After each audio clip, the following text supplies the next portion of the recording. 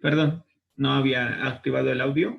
Entonces les decía que íbamos a comenzar haciendo un par de ejercicios de verificar que una transformación sea lineal y después ya pasamos a los ejercicios de núcleo y recorrido. Muy bien, entonces en esta transformación tenemos ternas ordenadas y las convertimos en matrices de orden 2 bajo esta regla de correspondencia. Entonces, la primera propiedad que hay que verificar es la superposición. En la superposición, lo que hacemos es aplicarle la transformación a una suma de vectores y esta tiene que ser igual a la suma de las transformaciones de cada uno de los vectores. Entonces, lo primero que hago es definir dos vectores en el espacio vectorial del dominio. Entonces, esta va de R3, esta transformación va de R3 a matrices de orden 2. Entonces, planteo dos vectores del dominio. Y mi segundo espacio vectorial se llama codominio, no lo olviden. Entonces, planteo dos vectores del dominio que son A, B, C y D, E, F, pertenecen a R3.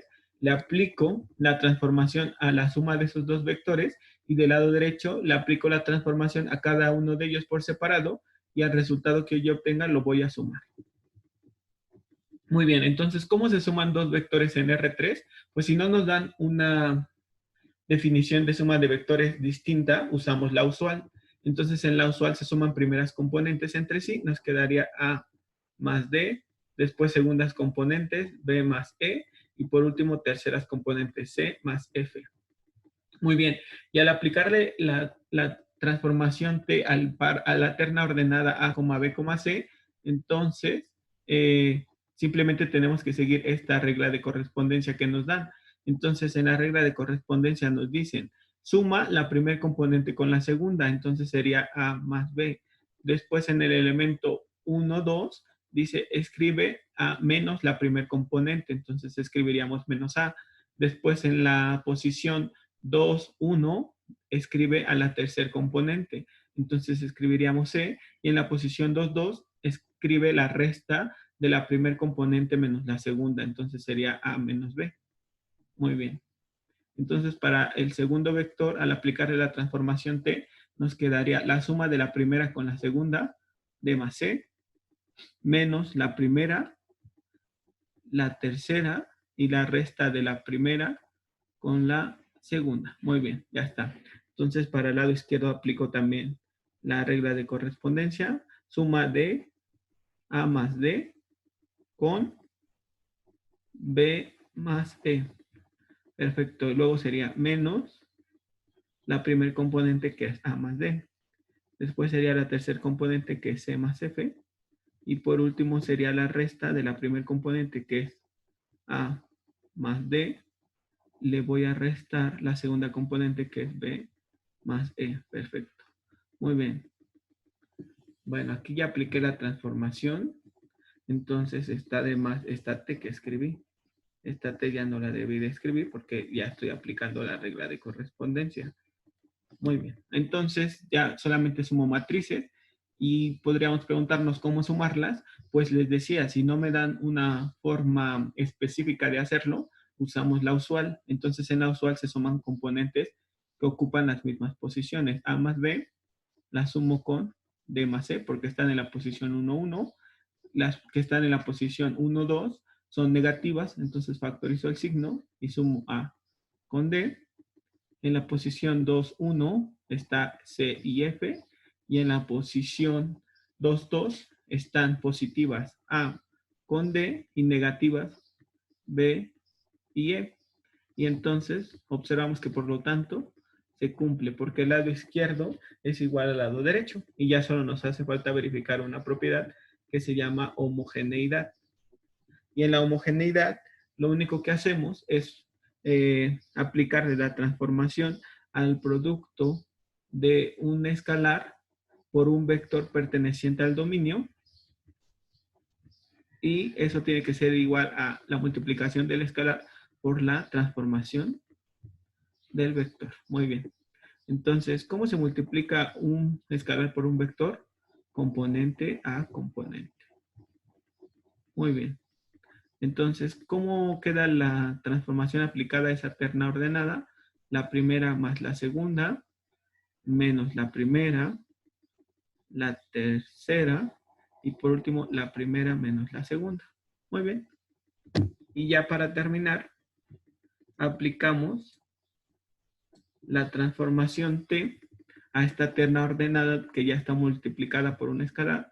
Entonces nos quedaría alfa por A más B. Después sería alfa o menos alfa por A. Después sería alfa por C. Y por último sería alfa por A menos B. Estoy factorizando en todo alfa. Muy bien, y ahora multiplico alfa por cada expresión de mi matriz. Me quedaría alfa por A más B, menos alfa A, alfa C y alfa por A menos B, que son iguales, por lo tanto se cumple. Entonces, la transformación es lineal. Muy bien, entonces para mostrar si una transformación es lineal, pues simplemente hay que demostrar estas dos propiedades, que son la superposición y la homogeneidad. Entonces, cópienlo. Si tienen alguna duda, por favor háganmela saber. Y si no, si la transformación aplicada al vector u igual a la derivada respecto de x del vector u es una transformación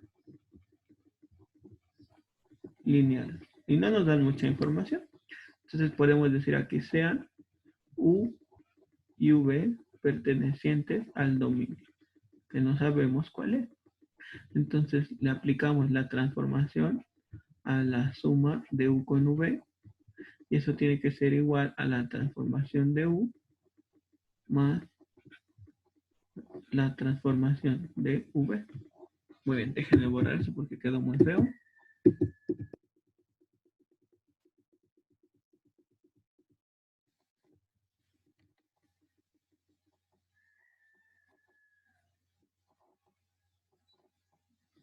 Muy bien. Entonces decíamos, la transformación de la suma de los vectores tiene que ser igual a la transformación del primer vector más la transformación del segundo vector. Muy bien. Entonces aquí pues sería la derivada con respecto de x de la suma de los vectores. Aquí sería la derivada con respecto de x de u más la derivada con respecto de x de v. Muy bien. Y nosotros sabemos de los teoremas de derivadas que si tenemos una suma de expresiones y a esa suma de expresiones la queremos derivar, entonces es equivalente a que derivemos a la primera expresión y le sumemos la derivada de la segunda expresión. Entonces, por propiedades de la derivada, observamos que se cumple la homogeneidad. Perdón, la superposición, porque la homogeneidad es la multiplicación por una escala. Entonces se cumple la superposición.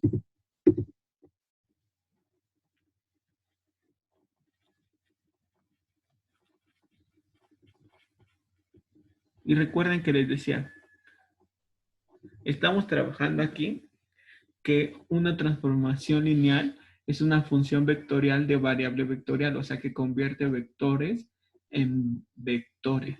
Y ustedes pueden decir, ¿cómo es que yo puedo derivar un vector? Pues vamos a poder derivar funciones vectoriales. Eso lo van a revisar igual en el curso de cálculo vectorial. Entonces, estos conceptos que estamos viendo en álgebra lineal son la base de la que parten los conceptos que se revisan en cálculo vectorial. En cálculo vectorial no les van a decir, demuestra que es una transformación lineal. No, no se los van a preguntar, pero todo esto que estamos viendo les va a ayudar a entender mejor esos conceptos que revisan en cálculo vectorial y van a decir, entiendo por qué es posible hacer esto, porque es una transformación lineal y cumplen estas dos propiedades. Aunque en vectorial tal vez no se los digan, pero ustedes van a entender por qué es posible hacer lo que les muestran ahí. Muy bien. Después vamos a verificar la homogeneidad y en la homogeneidad dice que la transformación aplicada a un escalar multiplicado a un vector tiene que ser equivalente a alfa veces la transformación del vector. Entonces sería la derivada con respecto de x de alfa veces el vector, y eso tiene que ser igual a alfa veces la derivada con respecto de x de el vector. Y entonces otra vez por propiedades de las derivadas, cuando bueno, aquí podemos tener la derivada de un producto, si lo quieren ver. Entonces sería la primera expresión por la derivada de la segunda, más la segunda expresión por la derivada de la primera. Y sabemos que la derivada de una constante vale 0. Entonces, nos quedaría simplemente que alfa veces la derivada con respecto de x del vector v es igual a alfa veces la derivada con respecto de x del vector v. Por lo tanto, se cumple la homogeneidad ahora. Y decimos que entonces T es una transformación lineal. Muy bien. Entonces, así en algunos libros, dice, para la transformación lineal T, que mapea de M a D, o sea, que va del espacio vectorial M al espacio vectorial D, donde M es el espacio vectorial formado por matrices de orden 2 con elementos reales, y D son matrices triangulares superiores de orden 2 también, con elementos reales igual. Y esta transformación está definida de la siguiente manera. La transformación T aplicada a un vector del espacio vectorial M convierte a un vector del espacio vectorial D, que son matrices triangulares superiores, porque el elemento por debajo de la diagonal principal es un 0. Entonces nos dice, para esta transformación lineal, determinar el codominio, el recorrido y el núcleo de la transformación. Además, dice, comprueba que el núcleo de la transformación es un subespacio vectorial. Y por último, obtén una base y la dimensión del núcleo. Muy bien. Entonces aquí ya podemos decir que el primer conjunto, ¿cómo se llama? El primer espacio vectorial, ¿qué nombre recibe? Las matrices de orden 2 con elementos reales, ¿qué nombre recibirá ese espacio vectorial? M subíndice 2. ¿Cómo? M subíndice 2. No, pero ¿cómo se le llama al primer espacio Es el vectorial con el que dominio, ¿no? trabajamos?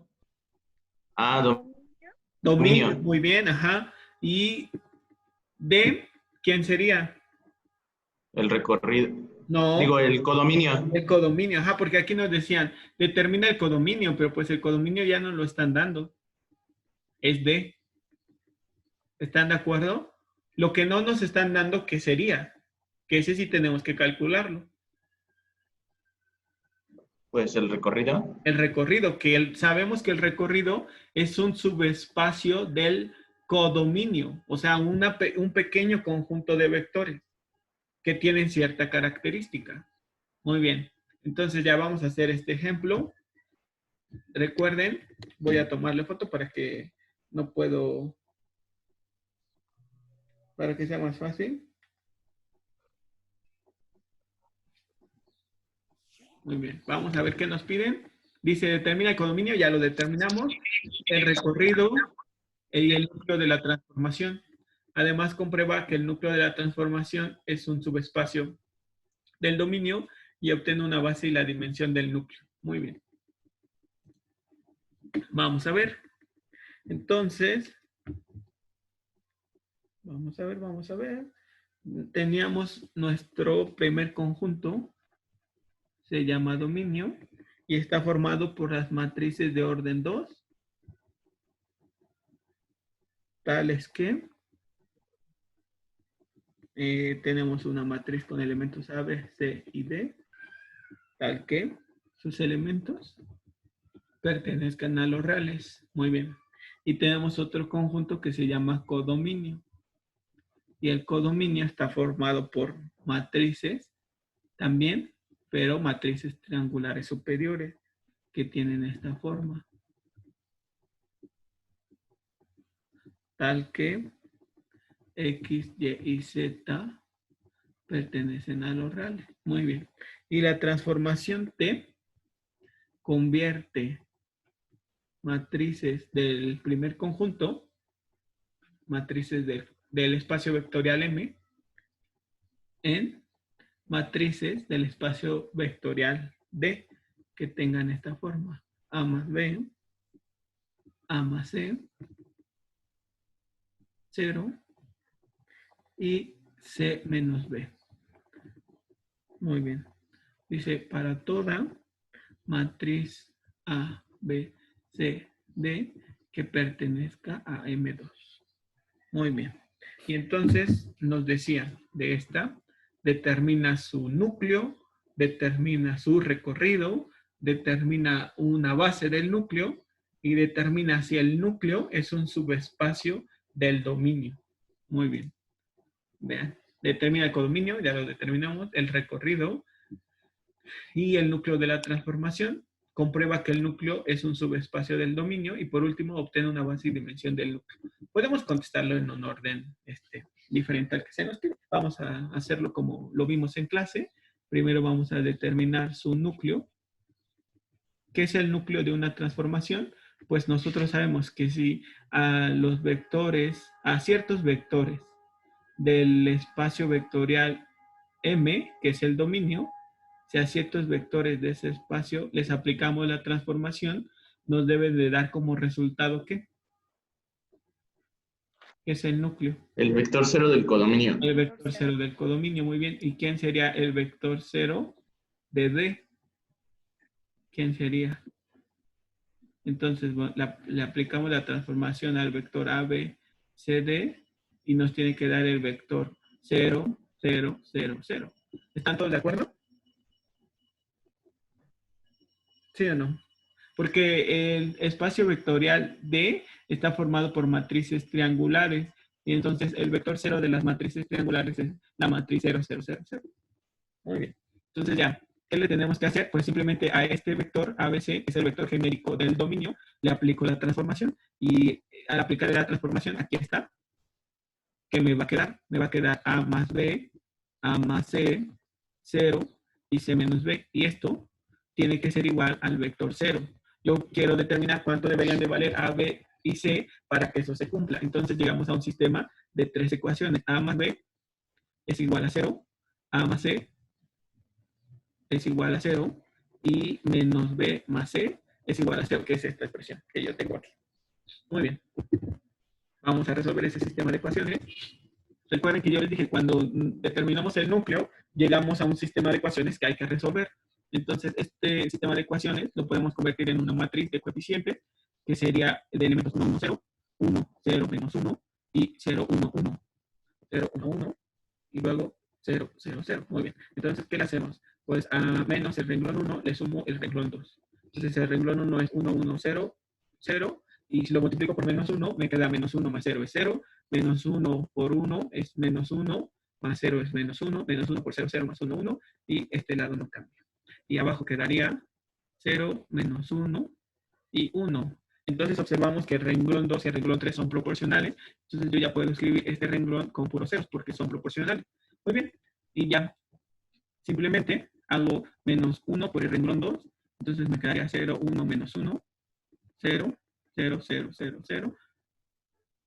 Ese es un 1, 1, 0, 0. Muy bien. Y entonces ya para terminar, digo menos una vez el renglón 2 más el renglón 1, me quedaría 0, 1, menos 1, 0, 0, 0, 0, 0. Y arriba me quedaría 1, 0, 1 positivo más 0, 1 y 0. Muy bien. Entonces ya encontré que A más C tiene que valer 0 y que B menos C también tiene que valer 0. Entonces de estas dos ecuaciones obtengo que A en función de C sería menos C y B en función de C sería C simplemente. Por lo tanto, el núcleo de mi transformación T sería el conjunto formado por matrices, porque el núcleo tiene que tener o tiene que pertenecer al primer espacio vectorial que es el dominio, y en el dominio hay matrices. Entonces van a ser matrices, pero para las cuales se cumpla que A sea igual a menos C, que B sea igual a C, que C sea igual a C y que D, pues no importa, D no importa cuánto valga. Entonces ya decimos ahí, tal que C y D pertenezcan a los reales. Muy bien. ¿Y cómo sabríamos si estamos bien?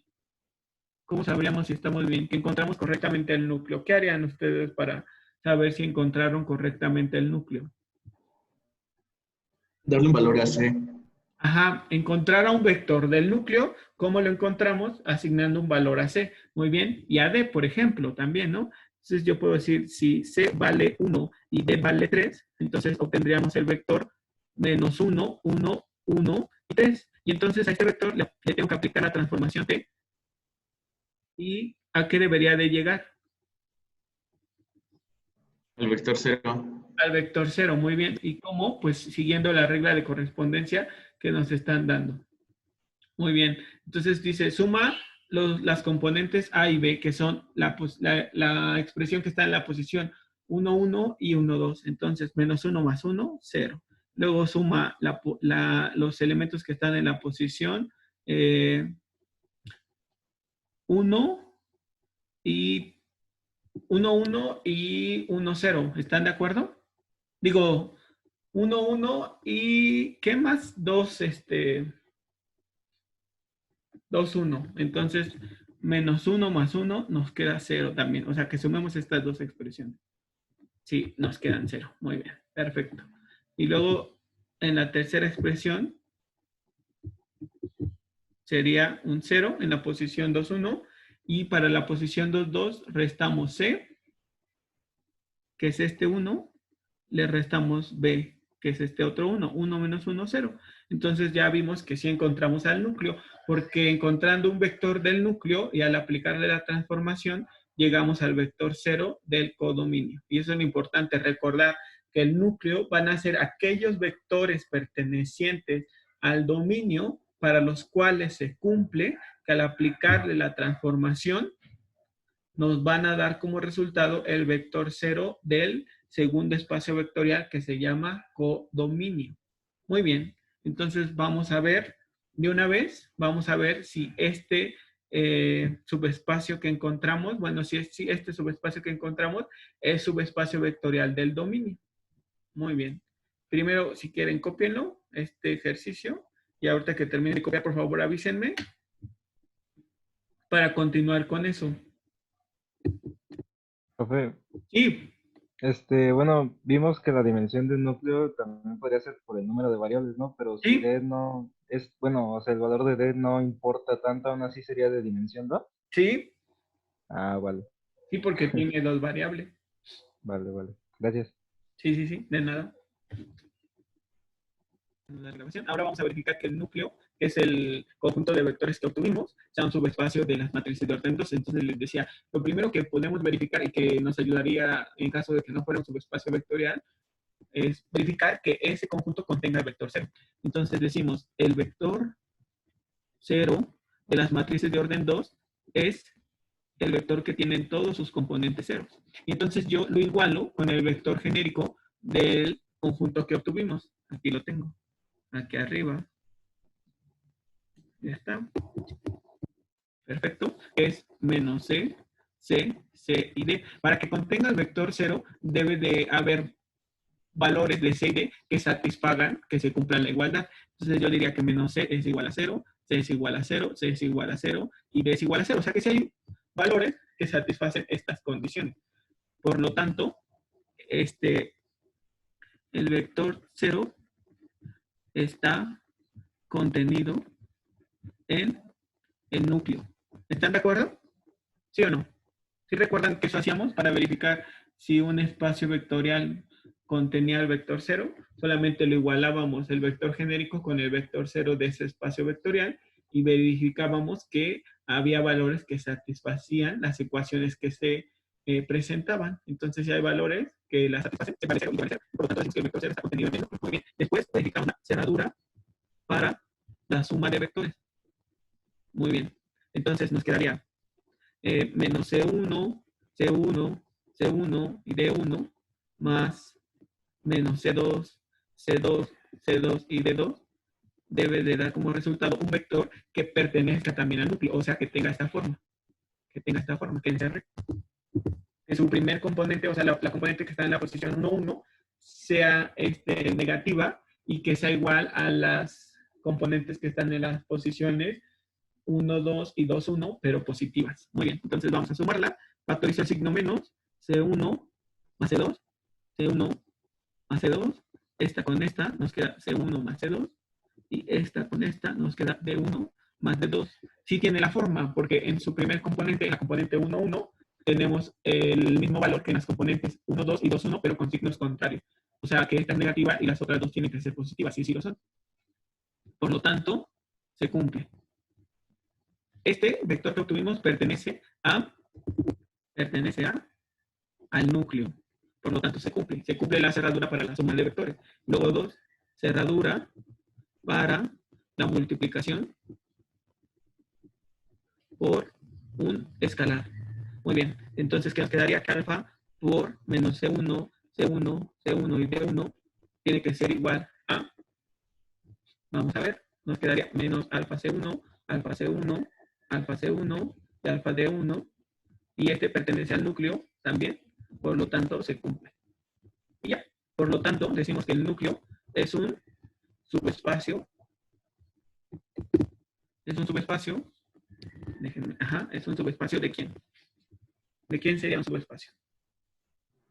El dominio. Ajá, ¿y quién es el dominio?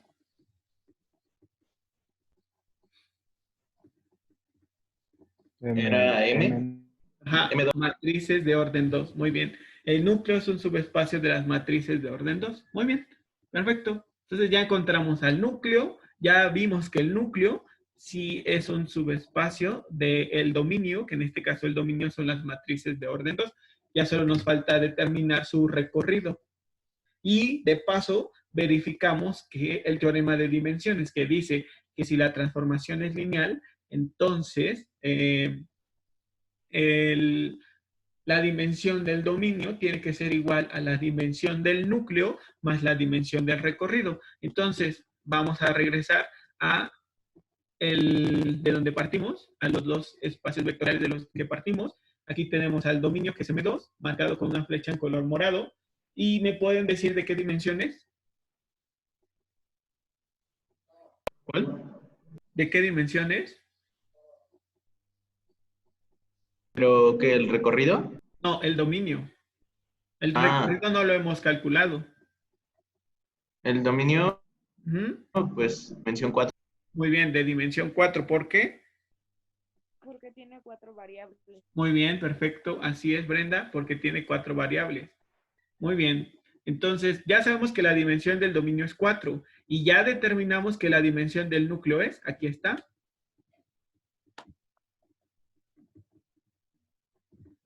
¿Cuánto es la dimensión del núcleo? Ya la... 2. Ajá, 2.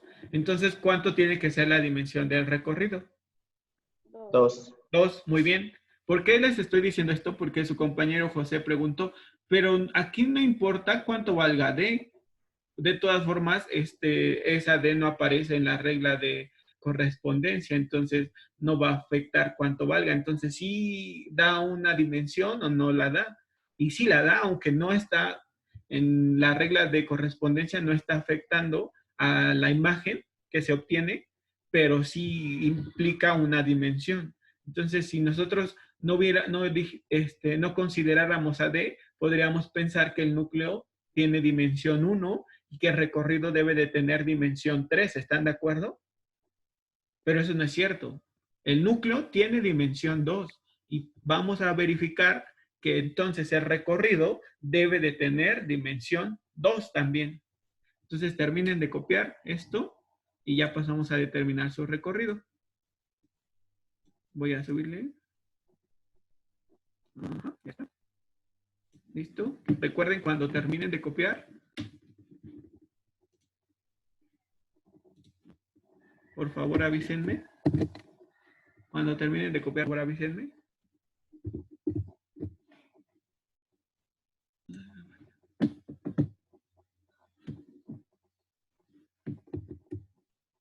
Perfecto, entonces vamos a calcular ahora el recorrido. ¿Y qué se tiene que hacer para determinar el recorrido de una transformación? Pues el recorrido de una transformación, en principio, se denota como la transformación aplicada al primer espacio vectorial, que en este caso son matrices de orden 2. Y lo primero que tenemos que hacer es encontrar una base de el dominio. Entonces, ¿me pueden decir una base del dominio, por favor?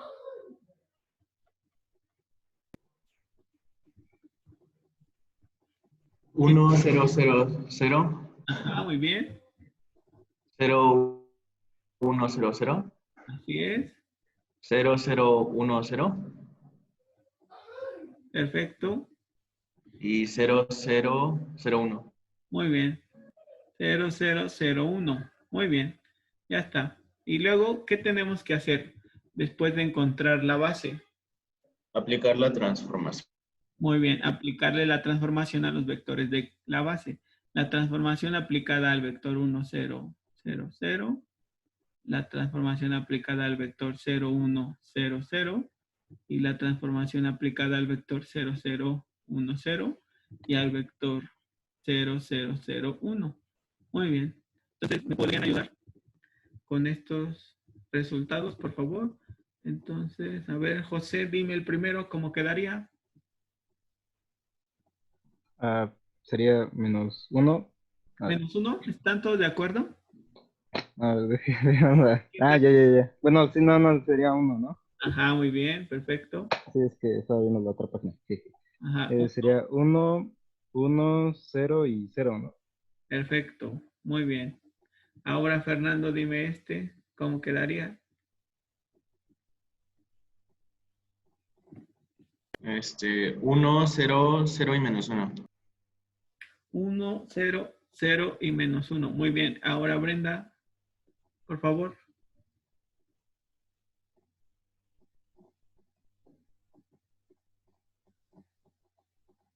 Recuerda seguir solamente la regla de correspondencia que nos dieron aquí.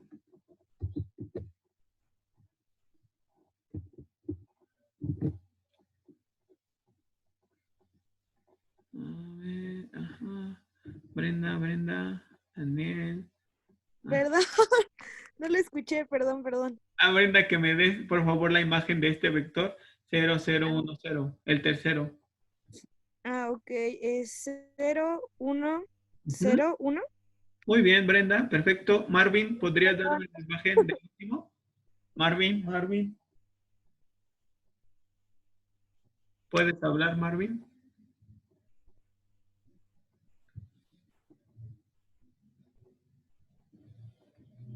O Vianey, no sé si está Vianey, según yo sí estaba.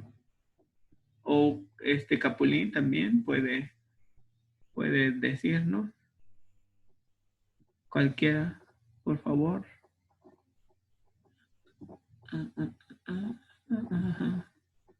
¿Quién nos quiere ayudar con la última imagen? Si quiere yo lo digo, profe.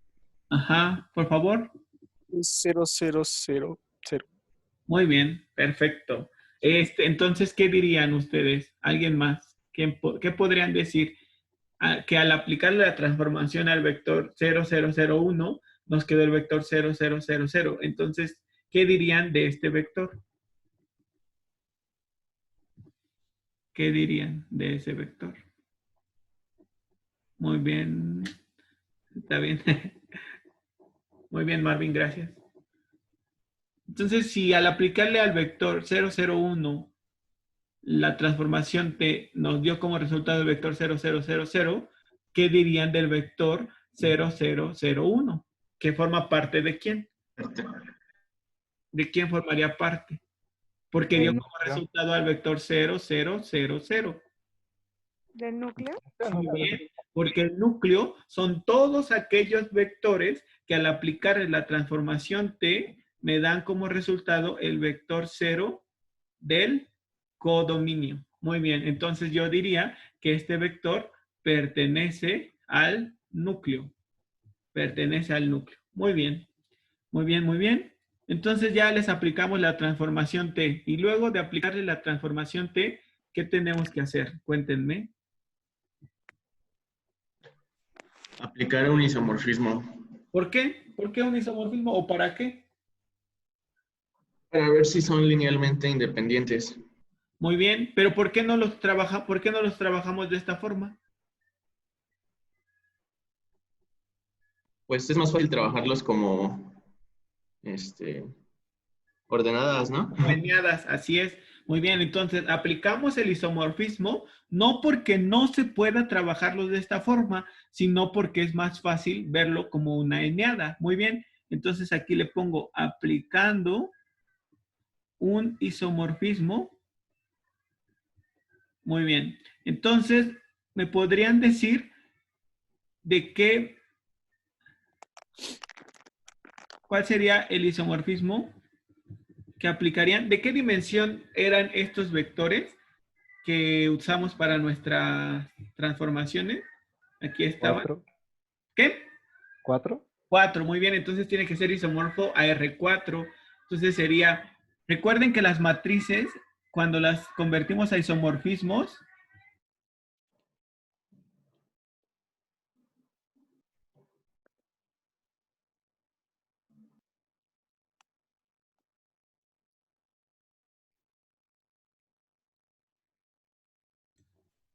no puede ser. Entonces encontramos una base del dominio, que fue la base formada por los vectores 1, 0, 0, 0, 0, 1, 0, 0, 0, 0, 1, 0 y 0, 0, 0, 1. A estos vectores de esta base les aplico la transformación T y llego a estos vectores, al vector 1, 1, 0, 0, al vector 1, 0, 0, menos 1, al vector 0, 1, 0, 1 y al vector 0, 0, 0, 0, del cual dijimos que este vector 0, 0, 0, 1 forma parte del núcleo, porque al aplicarle la transformación T nos dio el vector 0 del codominio. Muy bien. Entonces, para que nosotros podamos obtener el espacio renglón, vamos a usar un isomorfismo solamente para que las operaciones sean más sencillas. No quiere decir que así como están los vectores no lo podamos hacer, pero vamos a aplicar un isomorfismo por facilidad. Entonces nos quedaría el vector 1, 1, 0, 0, porque recordamos que para convertir una matriz en una eneada, cada renglón se convierte en componentes de este vector, pero empezamos con el primer renglón para que sean las dos primeras componentes y el segundo renglón serán las últimas componentes del vector. Y así para cada uno de los vectores obtenidos, las matrices obtenidas. Y con estos vectores que obtuvimos, obtenemos nuestra matriz de coeficientes, que está aquí en el punto 3. Y a esta la reducimos a su forma canónica escalonada usando transformaciones elementales. Al multiplicar al renglón 1 por menos 1 y sumárselo al renglón 2, obtenemos 0, menos 1, 0, menos 1. Y observamos que el renglón 2 y el renglón 3 serían proporcionales, por lo tanto podemos simplificar uno de ellos, es decir, convertirlos en ceros. Muy bien. Entonces, aquí ya tenemos en este punto que tendríamos la matriz de elementos 1, 1, 0, 0, 0, 1, 0, 1, 0, 0, 0, 0, 0, 0, 0, 0. Si sumamos a menos el renglón 2 más el renglón 1, hacemos que el elemento que está por encima de este 1 se haga 0.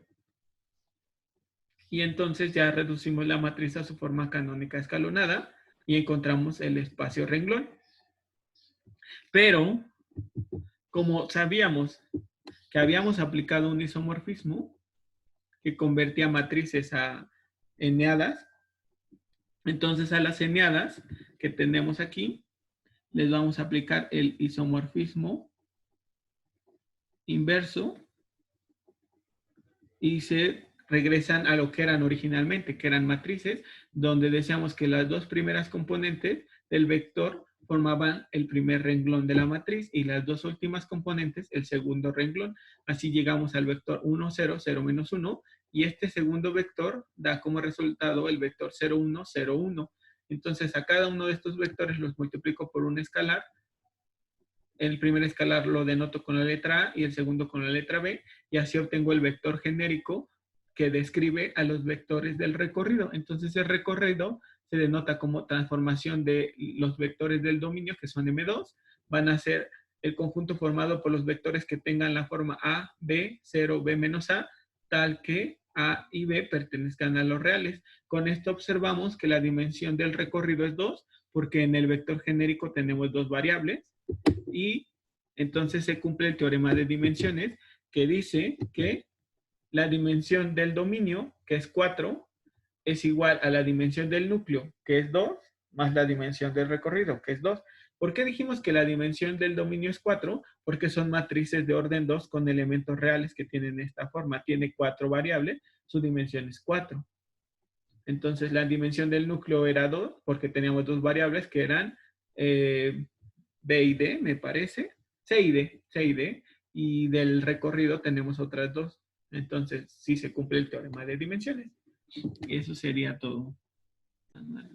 Sea la transformación lineal L que va del espacio de los polinomios de grado 2 a los números reales, definida por... Entonces aquí ya tenemos la transformación L aplicada a el vector AT cuadrada más BT más C es igual a la integral definida de 0 a 1 de AT cuadrada más BT más C diferencial de T. Entonces nos pide determinar el núcleo de L y una, unidades de masa atómica no, era y una de sus bases. Perfecto, ya está. Entonces, ¿qué tenemos que hacer para determinar el núcleo? Pues al vector genérico le tenemos que aplicar la transformación T y ese tiene que ser igual al vector 0 del codominio. Entonces, el vector 0 de los números reales es el escalar 0. Entonces, yo igualaría la integral de 0 a 1 de AT cuadrada más BT más C, la igualaría con 0. Muy bien. Entonces, ya resuelvo esta integral definida, que me quedaría AT cúbica sobre 3 más B T cuadrada sobre 2 más C por T, y la voy a evaluar de 0 a 1 y el resultado tiene que ser 0. Entonces me quedaría A sobre 3 más B sobre 2 más C igual a 0. Yo despejo a C y me quedaría A sobre 3 negativa menos B sobre 2.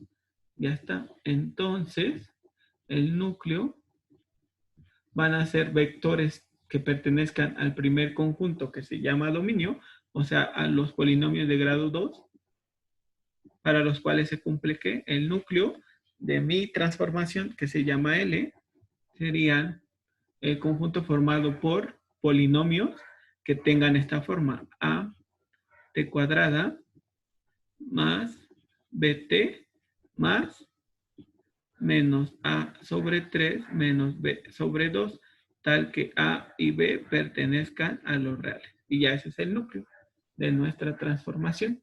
¿Quisieran encontrar el recorrido? ¿Cómo ven? Sí, ¿no? Muy bien. Entonces, bueno, antes vamos a ver una dimensión del núcleo. ¿La dimensión del núcleo cuál sería? De 2. Muy bien, perfecto. 2. ¿Y una base? Base del núcleo. T cuadrada menos A sobre 3. Menos 1/3. Porque A toma el valor de 1 y B. Ah, sí, sí, sí. Sí, Ajá. cierto. Y T menos 1/2. Muy bien, perfecto. Esta es una base del núcleo. Ahora vamos a ver el recorrido. Entonces, ¿qué tenemos que hacer para determinar el recorrido? Pues necesitamos una de las bases del espacio, bueno, de eso, ¿no? El dominio. Ajá, muy bien. Sí, del dominio. La base del dominio.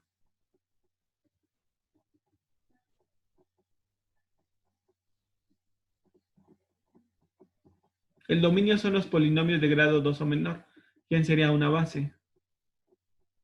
T cuadrada, Muy bien. T, 1. Muy bien, perfecto. Luego, ¿qué le tenemos que hacer a esa base?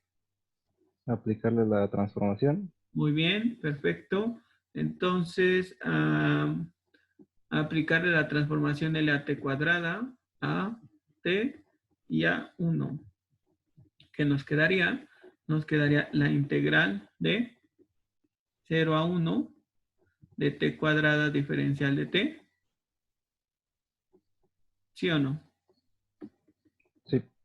Muy bien, la integral de 0 a 1 de T diferencial de T y la integral de 0 a 1 de 1 diferencial de T. Entonces, ¿qué nos quedaría? T cúbica sobre 3 de 0 a 1 t cuadrada sobre 2 de 0 a 1 y t de 0 a 1. Entonces, nos quedaría 1/3, 1/2 y 1. Muy bien. Ya está. Esa es nuestra base. Nuestra base, digo, las transformaciones de los vectores de la base. Y luego con esos vectores, ¿qué tenemos que hacer?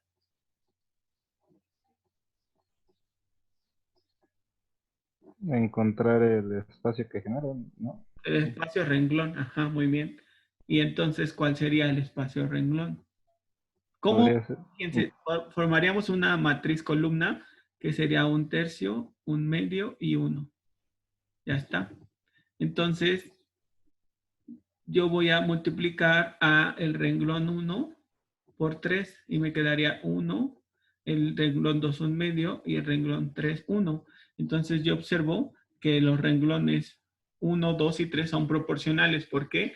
Porque yo puedo multiplicar al renglón 1 por un escalar para hacer 0 a los otros dos. Y entonces ya este sería el único vector que me quedaría, el vector formado por el escalar 1. Y entonces ya nada más multiplico a un escalar por ese vector. Entonces ya el recorrido de mi transformación, que sería la transformación L aplicada a los polinomios de grado 2, solo lo escribo así, a los polinomios de grado 2, está formada por vectores que tengan esta forma A, tal que A pertenece a los reales. Muy bien. Entonces, ¿de qué dimensión es el recorrido? De 1. Ajá, perfecto. Dimensión del recorrido es 1. Y ya, si se cumple el teorema de dimensiones, la dimensión del dominio, que eran los polinomios de grado 2, es 3, porque tenemos 3 variables. La dimensión del núcleo es 2, porque tenemos solo 2 variables, A y B. La dimensión del recorrido es 1, es 3. 2 más 1 da 3, que es la dimensión del dominio. Muy bien. Y entonces, nada más porque puede ser que tengan dudas, los escalares que obtuvimos fueron 1/3, 1/2 y 1. Y observamos que esos escalares son proporcionales, porque con el 1 que tengo al final, yo puedo multiplicarlos por un escalar y me van a dar estos dos valores. Entonces, estos dos son proporcionales a este. Por lo tanto, se pueden hacer 0. De hecho, eso pasó. Y la dimensión fue exclusivamente de 1, porque solo vamos a multiplicar a este vector 1 por un escalar que se llama A. Y obtenemos a los vectores que van a tener la forma simplemente A. Recuerden que el espacio vectorial formado por los números reales, aunque son números, satisfacen las propiedades de los espacios vectoriales, las 10 propiedades, y por lo tanto se pueden considerar como un vector. Porque puede ser que alguien esté pensando, pero es que son números, ¿cómo pueden ser vectores? Y es que nosotros al inicio del tema 2 dijimos, vamos a estudiar a los vectores en un sentido más abstracto. Un vector puede ser cualquier ente que cumpla las 10 propiedades que revisamos. La cerradura para la suma de vectores, la asociatividad, conmutatividad, existencia del vector cero, etcétera, etcétera, etcétera.